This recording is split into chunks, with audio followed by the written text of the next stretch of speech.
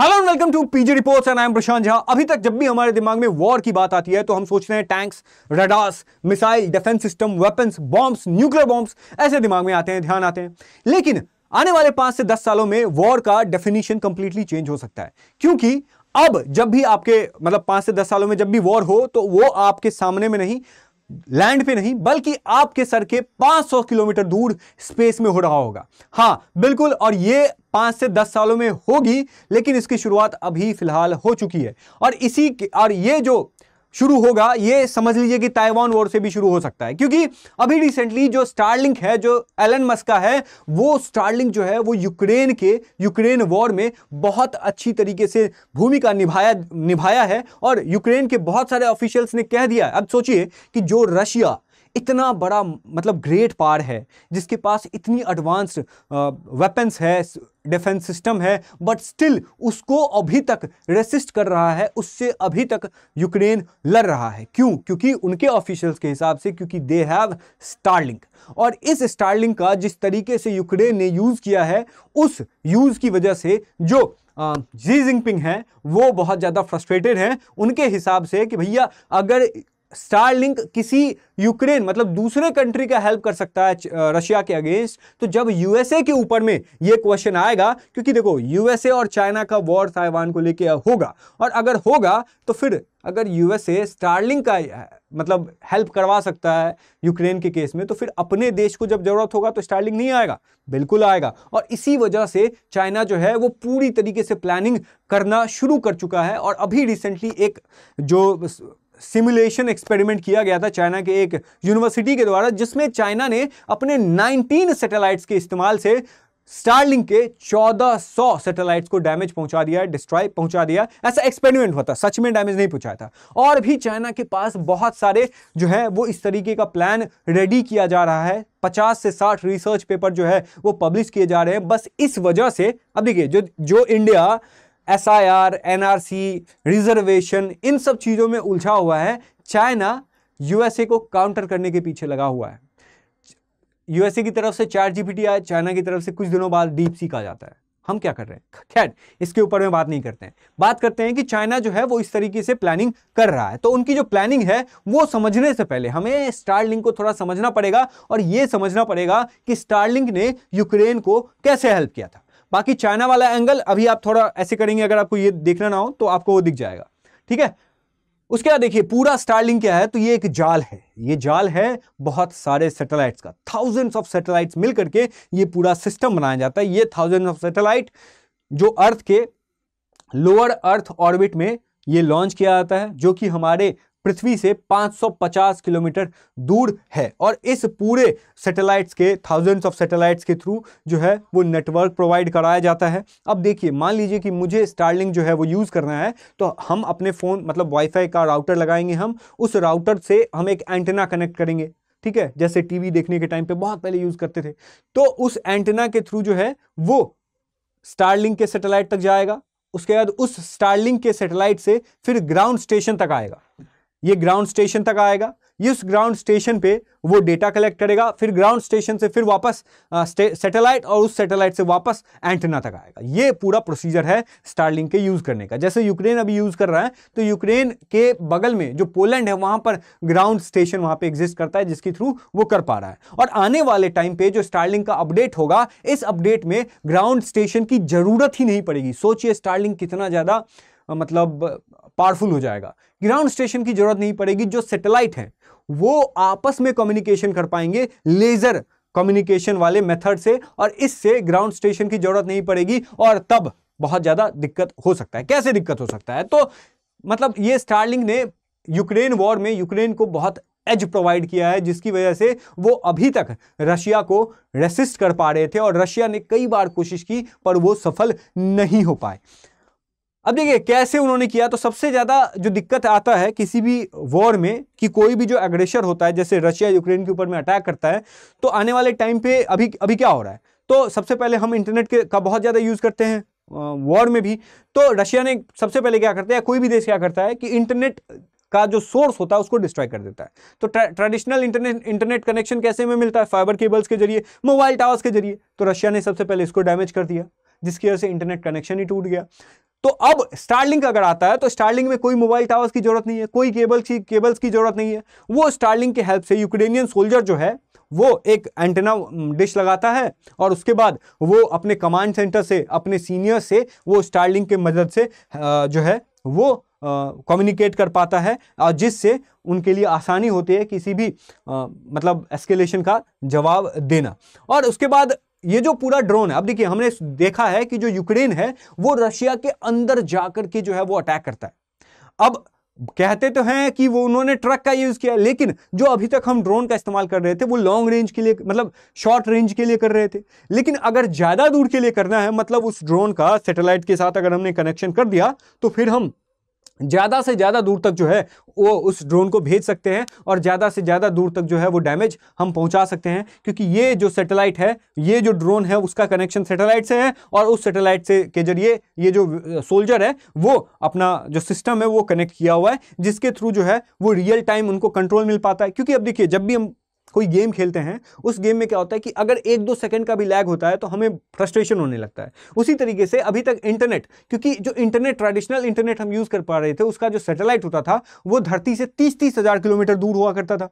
लेकिन अभी जिसकी वजह से जो लैग होता था, फोन बहुत ज्यादा इंटरनेट लैग होता था, क्रैश हो जाता था कई बार सर्वर, लेकिन अभी जो स्टारलिंक है वो लोअर अर्थ ऑर्बिट में है, जिसकी वजह से 5000 किलोमीटर ऊपर ही है हमारा, मतलब स्टारलिंक का जो सैटेलाइट है, जिसके जरिए लैग फ्री कनेक्शन जो है वो मिल पाएगा। और जितना मतलब कनेक्शन स्मूथ होगा उतना ज़्यादा ड्रोन की जो एफिशिएंसी है वो बढ़ जाएगी। उसके बाद स्मार्ट वॉरफेयर तो है ही कि हम अभी तक हम जो वॉर होता था वो भैया एक मतलब पुराने मूवीज़ में दिखाया जाता होगा कि कार्डबोर्ड के ऊपर में मैप्स वगैरह बनाया हुआ है और ये सब ठीक है चल रहा है। लेकिन अभी के टाइम पे क्या हो रहा है कि बहुत सारे प्लेटफॉर्म्स हैं, बहुत सारे वेबसाइट्स हैं जिनका जो है इस्तेमाल मॉडर्न वॉरफेयर में किया जा रहा है, जिसके तहत जो सोल्जर है वो करंट का बैटलफील्ड का जो मैप है वो उस प्लेटफॉर्म पे प्रोवाइड करता है। एआई को हमने इंटीग्रेट कर दिया मॉडर्न वॉरफेयर में। तो इन सभी चीज़ों के लिए स्टारलिंक का जरूरत है, और अगर स्टारलिंक होगा तो फिर फास्टर डिसीजन मेकिंग होगा। और वॉर में तो यही होता ही है, एस्केलेशन में कभी भी यही होता ही है कि जितना फास्टर डिसीजन होता है जिस देश का, जिस ट्रूप के मूवमेंट का, उतना ज़्यादा उनको हेल्प मिलता है। और जो सबसे इंपॉर्टेंट बात ये है ना वो ये कि भैया ये बहुत ज़्यादा इजी है, इसके लिए मोबाइल टावर्स को उठा के ले जाना जरूरी नहीं है। अपने बैग में सिंपल सा वो डिश रखो, वायर रखो, लेके जाओ, जहाँ ज़रूरत है उस डिश को लगाओ। और डिश को लगाना भी बहुत ज़्यादा इजी, आप देख सकते हैं, लगाओ और मोबाइल का मतलब इंटरनेट कनेक्शन मिल गया और आपको जो डिसीजन लेने हैं वो आप ले सकते हैं। आप यहाँ पे देख सकते हैं, इसके लिए यहाँ पे कोई केबल टावर की ज़रूरत नहीं है। तो इन सब चीज़ों को जब चाइना देखता है तो फिर सोचता है कि भाई इसको कंट्रोल कैसे करें, इसको आने वाले टाइम पे जब हमें डिस्ट्रॉय करना होगा तो हम डिस्ट्रॉय करेंगे कैसे। क्योंकि ये जो सैटेलाइट है, ये जो स्टारलिंक का पूरा जो वेब ऑफ सैटेलाइट्स है, इसको डिस्ट्रॉय करना बहुत ज़्यादा पॉसिबल, मतलब डिफिकल्ट है, इम्पॉसिबल तो नहीं है। क्योंकि अब इसका कोई मदरबोर्ड जैसा तो सिस्टम है नहीं। क्योंकि अवेंजर मूवी में हमने देखा था कि भाई टोनी स्टार्क जो है वो एक मदर शिप को जो है वो डिस्ट्रॉय कर देता है, जिसकी वजह से सारे जो उस एलियन के जो सोल्जर्स होते हैं वो डिस्ट्रॉय हो जाते हैं। शायद एलन मस्क ने भी इस चीज़ को देखा होगा। इसीलिए कोई मदर शिप जैसा तो है नहीं, या मदर सैटेलाइट जैसा तो है नहीं जिसको चाइना डिस्ट्रॉय कर देगा तो पूरा सिस्टम डिस्ट्रॉय हो जाएगा। क्योंकि इसके पास तो बहुत सारे सैटेलाइट्स हैं जिनका एक एक करके डिस्ट्रॉय करना बहुत ज़्यादा डिफिकल्ट हो जाएगा। और इसी वजह से चाइनीज़ मिलिट्री रिसर्चर्स ने इसको थ्रेट टू नेशनल सिक्योरिटी बताया है। अब देखिए थाउजेंड्स ऑफ मूविंग सैटेलाइट्स हैं, यही चीज़ है जो यहाँ पे दिखा रहा था, बार आ गया। ओके ठीक है। अब चाइना के पास दो तरीके हैं, एक तो सॉफ्टर किल, एक हार्डर किल। सॉफ्ट किल से वो क्या कर सकते हैं कि साइबर अटैक्स कर सकते हैं। अब जो स्टारलिंक है, अब स्टारलिंक को चाहिए ग्राउंड स्टेशन, तो ग्राउंड हम स्टारलिंक के सैटेलाइट्स को भले हैक ना कर पाए लेकिन ग्राउंड स्टेशंस को तो हैक कर पाएंगे। जो वो यूजर है उस यूजर के फोन को तो हैक कर पाएंगे। जो फ्रीक्वेंसी से सैटेलाइट कम्युनिकेट कर पाता है उस यूजर से, उस फ्रीक्वेंसी को भी तो हम चेंज कर सकते हैं। और इसी वजह से यही सॉफ्टवेयर तरीका बन जाता है चाइना का, और इसी को सॉफ्ट किल मेथड बोला जाता है। हालांकि रशिया ने इस चीज को अटेम्प्ट किया था लेकिन वो फेल हो गया था। लेकिन रशिया तो रशिया था, चाइना तो चाइना है, और चाइना ये चीज़ का अगर इस्तेमाल करेगा फिर ज़्यादा दिक्कत हो सकता है। और इसमें भी बहुत सारे अभी आने वाले टाइम पे अपग्रेड वो लोग करेंगे। उसके बाद फिर हार्ड किल मेथड आता है। हार्ड किल मेथड में क्या होता है कि एंटी सैटेलाइट मिसाइल्स, हमने देखा है कि 2007 में चाइना ने इसका मतलब ये किया था 2007 में, और वो सक्सेसफुल भी हुआ था। और इससे क्या होता है कि चाइना एक मिसाइल सेंड करेगा जिससे सैटेलाइट डिस्ट्रॉय हो जाएगा। पर यह बहुत एक्सट्रीम केस में ही किया जा सकता है, क्योंकि अगर एक बार ऐसा हो गया तो फिर वॉर जो है वो ज्यादा एस्केलेट होने की संभावना होती है। और दूसरी बात यह है कि केस्लर सिंड्रोम भी एक रीजन है कि अगर आप एक सैटेलाइट को डैमेज करते हैं जिसकी वजह से थाउजेंड्स ऑफ पार्टिकल्स उस सैटेलाइट्स के उस स्पेस में होते हैं, जिस जंग की वजह से हमारा जो मिसाइल लॉन्च मतलब जो रॉकेट लॉन्च करते हैं या इंटरनेशनल स्पेस स्टेशन है, चाइना का भी स्पेस स्टेशन होगा जो थ्रेट प्रोवाइड करता है, क्योंकि एक पार्टिकल भी अगर किसी भी स्पेस स्टेशन को लग गया, किसी भी सैटेलाइट को लग गया तो और ज़्यादा दिक्कत हो सकता है, जिसकी वजह से यहाँ पे बहुत सारे अगर एक एक मिसाइल को अगर हमने ऐसे डिस्ट्रॉय कर दिया तो भाई फिर हमारा जो स्पेस है वो बचेगा नहीं। और वहाँ पे तो कोई ऐसा सफाई वाला तो है नहीं जो गाड़ी वाला आया घर से कचरा निकालो, ठीक है। तो अब दूसरा सिस्टम ये है कि चाइना ने रशिया कॉस्मोस 2542 सैटेलाइट की एक्टिविटीज की तरह उन्होंने एक ऐसा मैकेनिज्म तैयार किया है जिसके थ्रू वो भी अपने सैटेलाइट भेजेंगे। और देखिए जहां पर ज्यादा स्टारलिंक के सैटेलाइट्स होंगे वहां पर अपने वो भेजेगा और उनके पास एक रोबोटिक आर्म होगा जो मतलब आसपास का जो भी सैटेलाइट है वो उस रोबोटिक आर्म से कैप्चर कर लेगा और बिना किसी ब्लास्ट के वो उसको डिस्ट्रॉय कर सकता है। ये यहां पे उनका तरीका है। और उसके बाद ये भी तरीका है कोरोसिव स्प्रे का कि इसी सैटेलाइट के अंदर में कुछ स्प्रे जैसा सिस्टम होगा जिस स्प्रे से वो अगल बगल के जो भी सैटेलाइट्स हैं स्टारलिंक के उन सबको डैमेज पहुंचा देगा। और मिसाइल्स भी लॉन्च कर सकते हैं कि एक बार जो है वो कई सारे स्टारलिंक के सैटेलाइट्स को जो है हम डिस्ट्रॉय कर सकते हैं। और ये ऐसा उन्होंने एक सिमुलेशन एक्सपेरिमेंट में किया है जिसमें उन्होंने 12 घंटे में अपने ये हुआ था आपको नैनजिंग यूनिवर्सिटी ऑफ एरोनॉटिक्स और एस्ट्रोनॉटिक्स में, जिसमें वू युनहुआ के नेतृत्व में उन्होंने ऐसा काम किया जिसमें वो 19 चाइनीज सैटेलाइट्स के जरिए 1400 स्टारलिंक सैटेलाइट को वो 12 घंटे के अंदर में डिस्ट्रॉय कर देते हैं। उसका जो नेक्स्ट मेथड आता है चाइना का वो ये कि वो सबमरीन बेस्ड लेजर अटैक्स कर सकते हैं। देखिए जो सबमरीन है वो स्टेल्थ उसके पास फीचर होता है। स्टेल्थ का मतलब कि जो सबमरीन को डिटेक्ट करना पॉसिबल नहीं है, वो ओशन के अंदर में रहता है। और सबमरीन के बारे में तो अभी आप सबको पता होगा ही मतलब ट्रंप के अनाउंसमेंट के बाद। तो ये सबमरीन ओशन के अंदर में रहेगा और इस ओशन से एक लेजर छोड़ा जाएगा जिस लेजर के जरिए जो स्टारलिंक का जो सैटेलाइट है उसके सोलर पैनल को डैमेज पहुंचाया जा सकता है,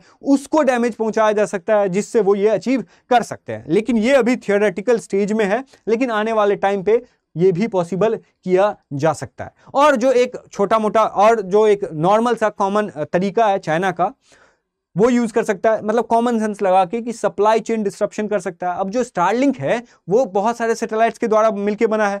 अब वो स्टारलिंक तो बहुत सारे मटेरियल से, बहुत सारे सॉफ्टवेयर से, बहुत सारे चिप की मदद से बनता है। तो अगर उन लॉजिस्टिक्स के ऊपर में हम अटैक करें, उन सप्लाई चेन के ऊपर में हम अटैक करें, तो फिर हम क्या कर सकते हैं, हम इस स्टारलिंक का जो आने वाले टाइम पे वो और भी सैटेलाइट्स को जो छोड़ने वाला है, लॉन्च करने वाला है, इसको हम डिले कर सकते हैं। हम यूएन में इस चीज को लेके जा सकते हैं, हम नहीं, चाइना लेके जा सकता है और ये इस तरीके से कर सकते हैं। उसके बाद चाइना डिप्लोमेटिक तरीका भी यूज करेगा। कैसे? तो भैया देखो, एलन मस्क का बहुत ज्यादा एसेट चाइना में है।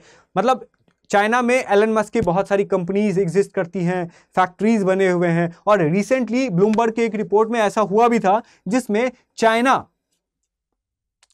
ने एलन मस्क को प्रेशराइज करने की कोशिश की थी। तो एलन मस्क ने तो पब्लिकली इस चीज को डिनाई कर दिया कि भाई हम नहीं अग्री किए, लेकिन कुछ ना कुछ तो नेगोशिएशन होगा ही। और चाइना का तो अभी उतना ज्यादा थ्रेट होगा नहीं, लेकिन ऐसा अगर एलन मस्क करेंगे तो फिर आने वाले टाइम पे चाइना बहुत बुरी तरीके से एलन मस्क को हर्ट कर सकता है और एटलीस्ट हर्ट करने की धमकी दे सकता है। और ऑफ कोर्स स्टारलिंक जो है वो तो भाई प्राइवेट इंस्टीट्यूट, मतलब प्राइवेट कंट्रोल है उसका। तो एलन मस्क भी जो है वो कोशिश करेंगे कि इसका कोई अल्टरनेटिव निकाला जाए। तो मतलब भैया ये जो स्पेस वॉर है वो अब शुरू हो चुका है और चाइना इसकी तैयारी बहुत दिनों से उन्होंने शुरू कर दी है। हम बहुत पीछे रह गए हैं, बट स्टिल अब देखिए चाइना जो है अपना मेगा कॉन्स्टेलेशन स्पेस एक्स का जो अल्टरनेट है, चैट जीपीटी का डीप सीक, स्पेस मतलब स्टारलिंक का जो है वो गो वांग कियानफान, ठीक है, पता नहीं इसका प्रोनाउंसिएशन कैसे होता है। तो इस तरीके से वो अपना खुद भी लॉन्च कर रहे हैं, जिससे, और ये सिर्फ चाइना ही नहीं बल्कि यूएसए खुद भी अपना कर रहा है,